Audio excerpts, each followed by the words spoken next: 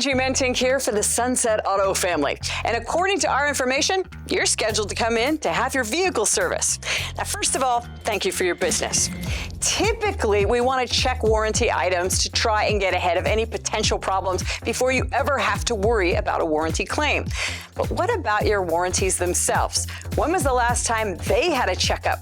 You see, it doesn't matter if it's a manufacturer warranty, an extended service contract, or even Sunset's warranty protection for life. You do have some responsibilities, namely just to maintain the manufacturer's minimum maintenance requirements. Failure to do this could result in your warranty being voided. This is the last thing we ever want to see happen. We want you completely protected. This is why we will check your warranties, sort of a warranty health check, to make sure that all the requirements have been met.